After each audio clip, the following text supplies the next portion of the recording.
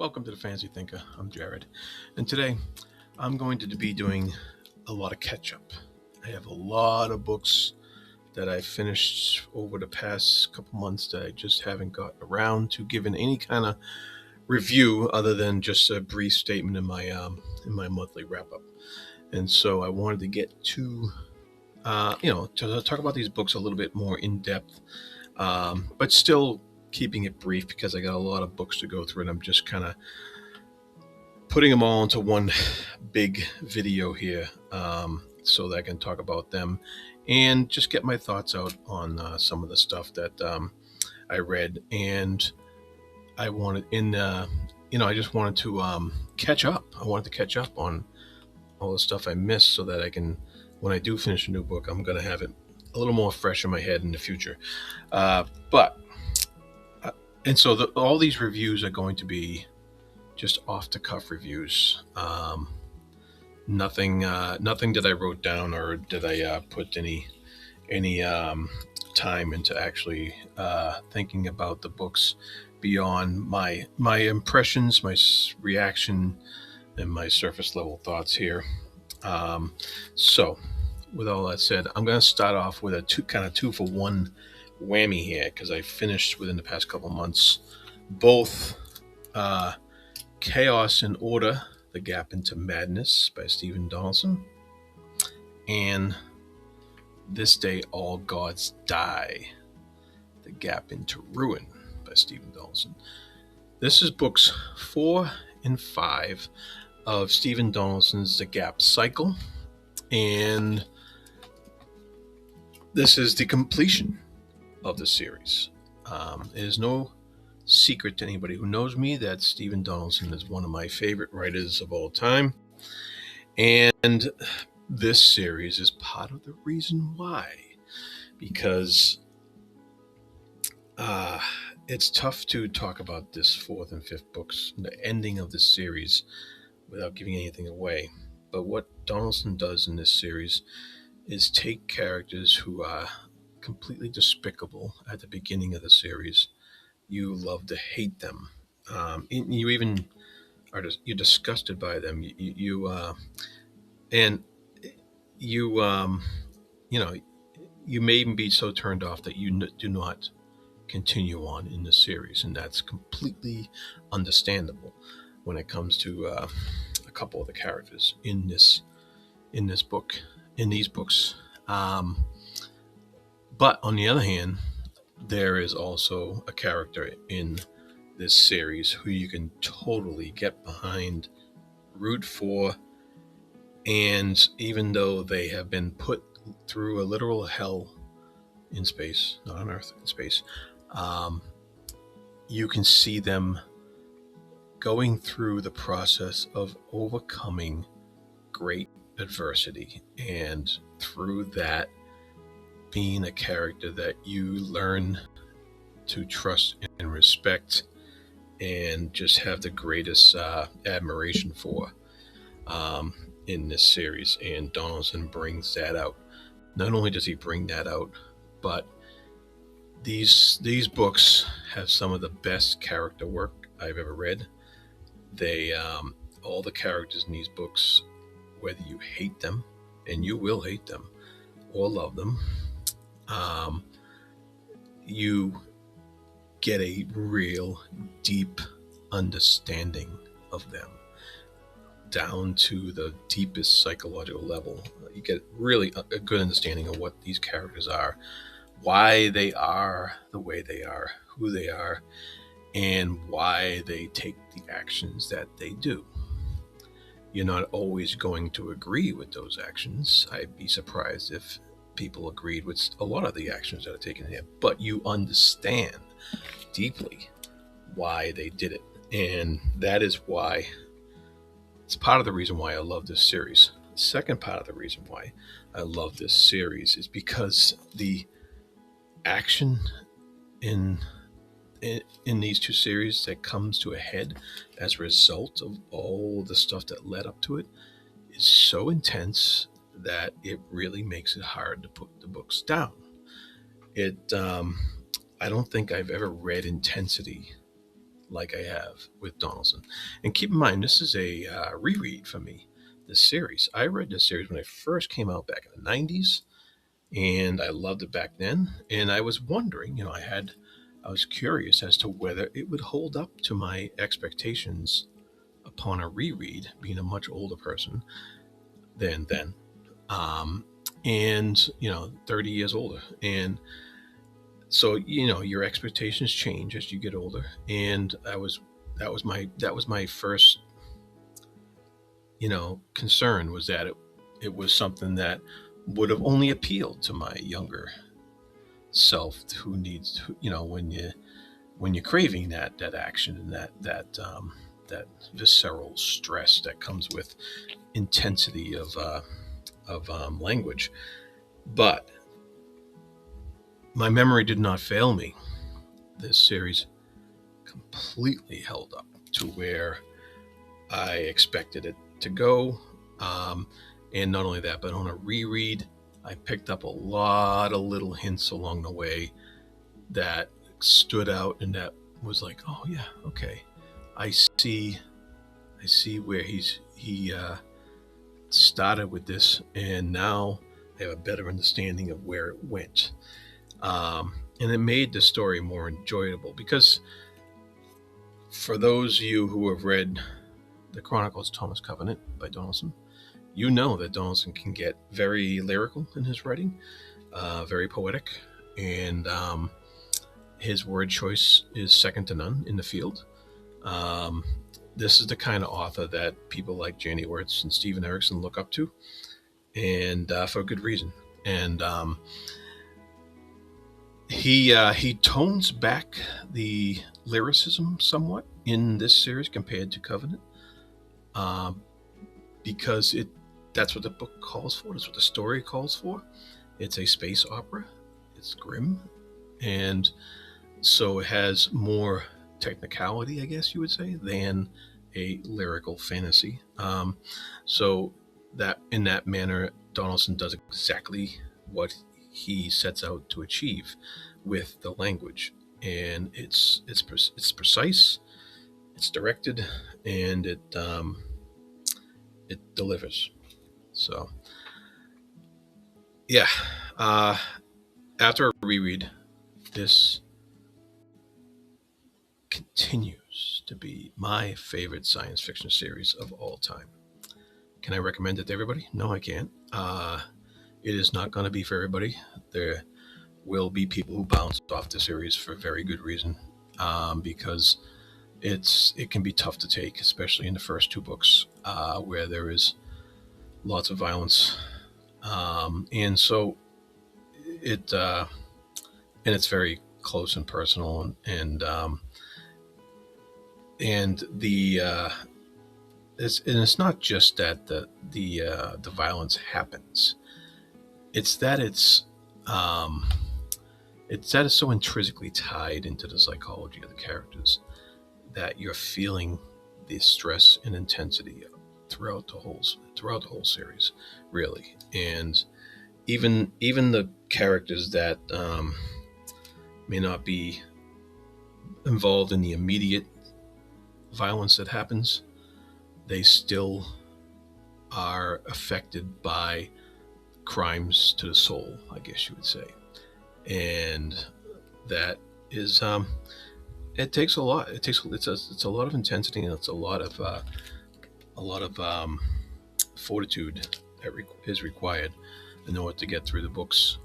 Because of that, if you're somebody who likes extreme intensity in the writing and in the actions of the characters, you're going to love this series, absolutely.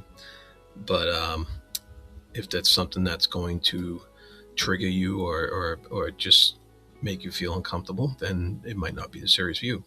So, could I recommend it to everybody? No, I couldn't. I would definitely pick and choose who I would recommend this series to.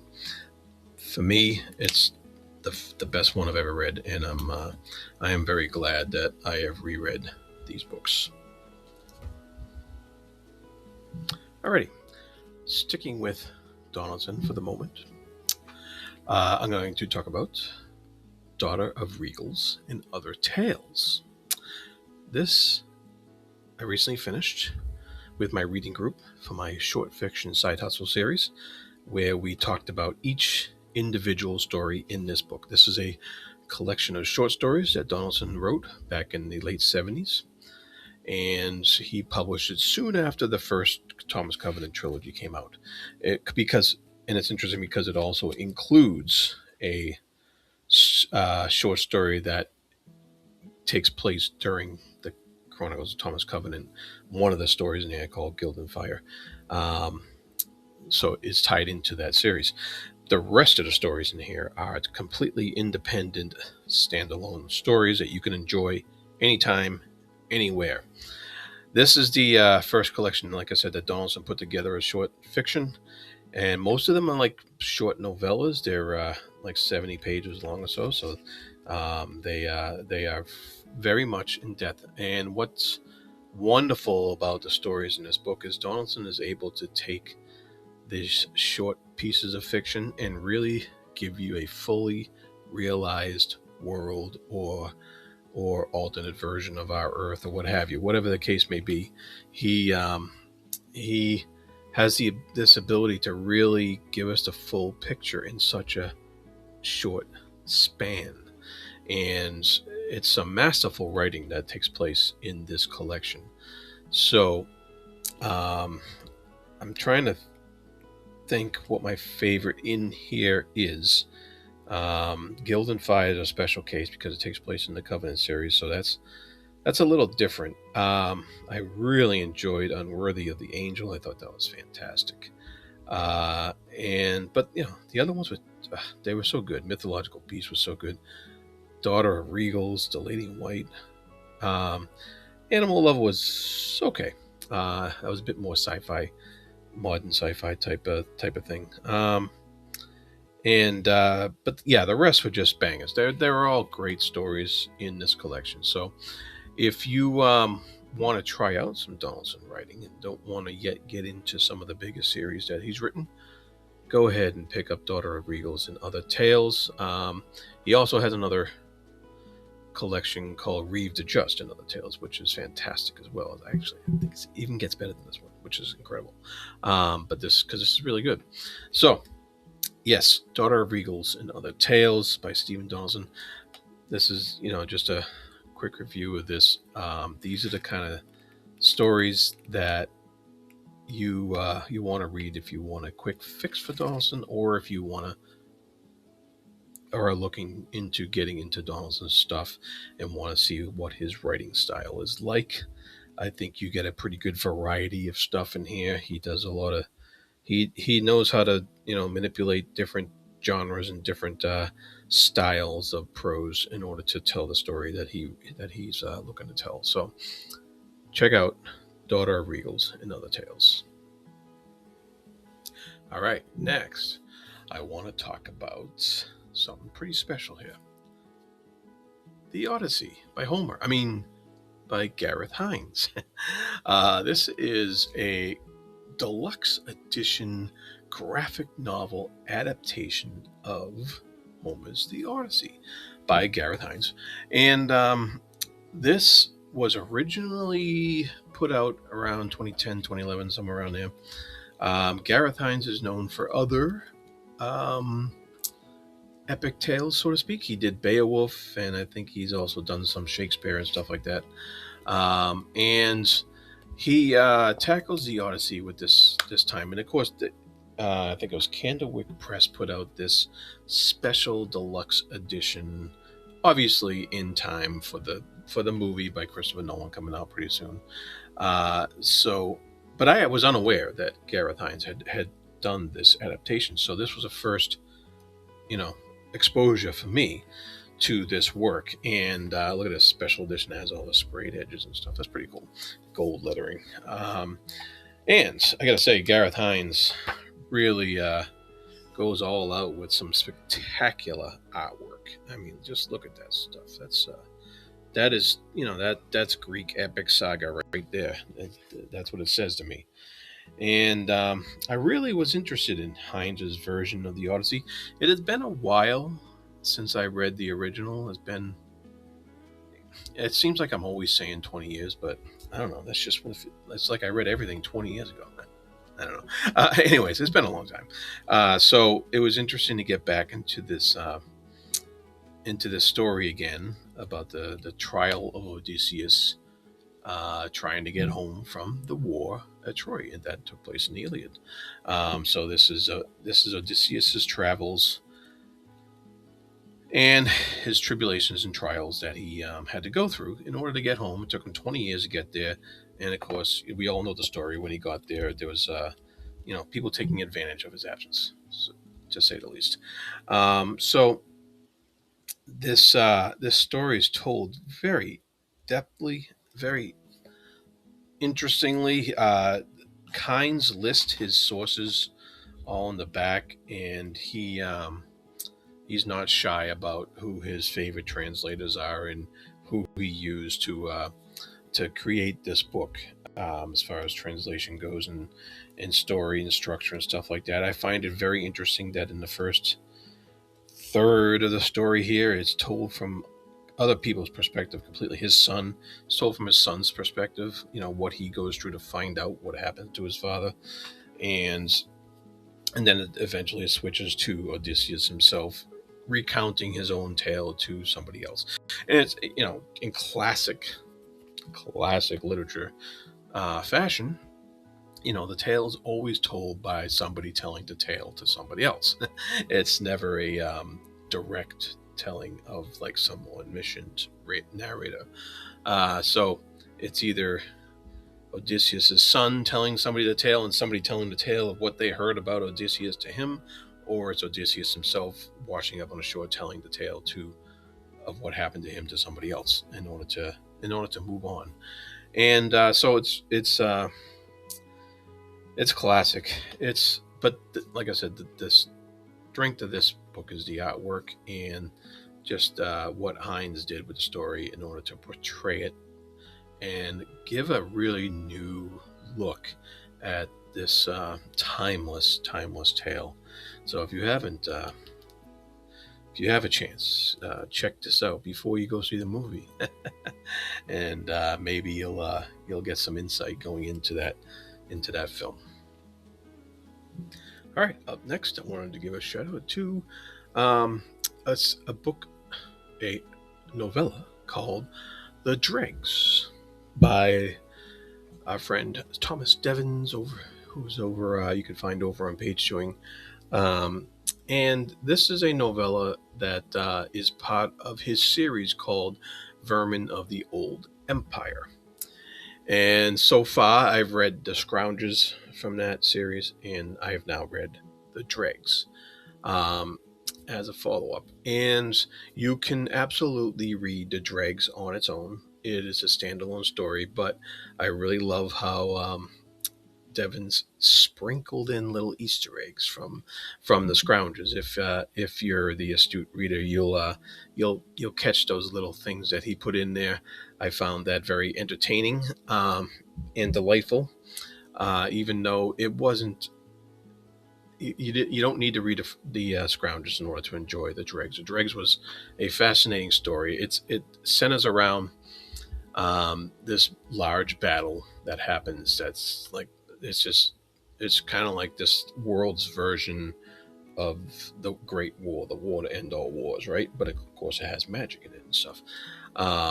And Devens does a great job of giving us a little hint of how this world works and its fantasy elements and it's how it's set up. And what happens is this big battle happens, and a bunch of the leaders die. So nobody knows what to do.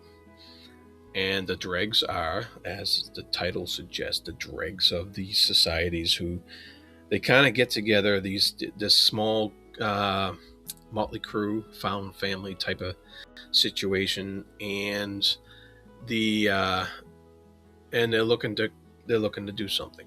And how they go about it and is the story. It's how they go about it, how things come about, and there's also a little peek into how some of the magic works in this world, in this novella, and it was very enjoyable. Devens creates very interesting characters that they're gray as far as their heroics goes. They're not exactly heroes, but they're likable, and you wanna root for them.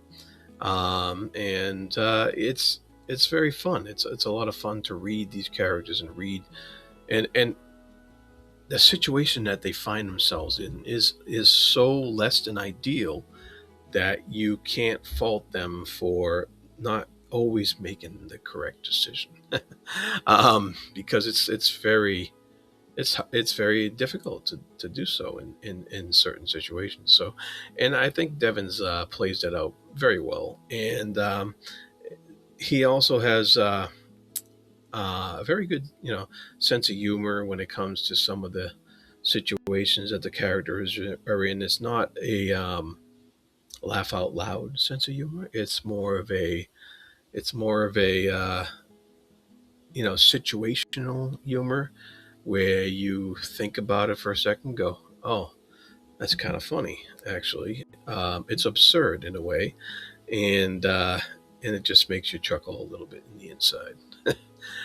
So, if you haven't checked out Devin's work yet, he's on Amazon, so you can check out the Vermin of the Old Empire series, the Scroungers and the Dregs. Highly recommended it. They're very quick reads, and they're really a lot of fun. So check them out when you get the chance. Okay, and one more today. I still have more to go beyond this, but I'm running out of room, so I'm going to do some more in the near future. So, keep attuned for that. But for today, I'm going to finish off with Ender's Game by Orson Scott Card. We read this as part of our Speculative Speculation podcast read along, and this was very interesting for me going into this because I had seen a movie whenever that came out, 2012 or somewhere around there, and it was okay. The movie was okay. It wasn't great or anything, but it was decent. And from what I remember, but I also had read the comic books, the comic book adaptations by Marvel Comics. Very, very nice, pretty looking adaptations. And those adaptations were okay as well. They didn't really stick with me as something that was going to be impressionable or anything like that.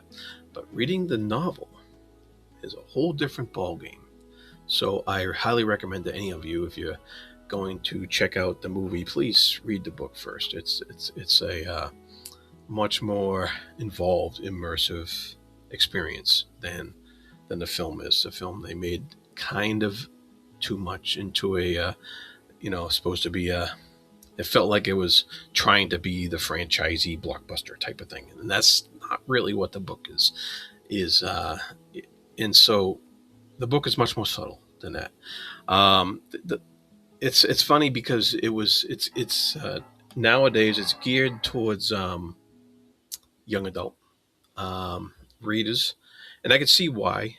It does have a young adult protagonist, and he is a young boy he's kind of like a chosen one. He's bred actually to be super intelligent, super heightened abilities and stuff like that. So, and they explain a little bit of that means of breeding in the book. It takes place in the future, and so there's rules and regulations around birth and breeding and stuff like that, and that's an interesting commentary in and of itself. There's a lot of deep thinking to be had there, and so even though the book is geared towards young adult because it has a young protagonist, there's a lot to be taken out of this book for anybody at all.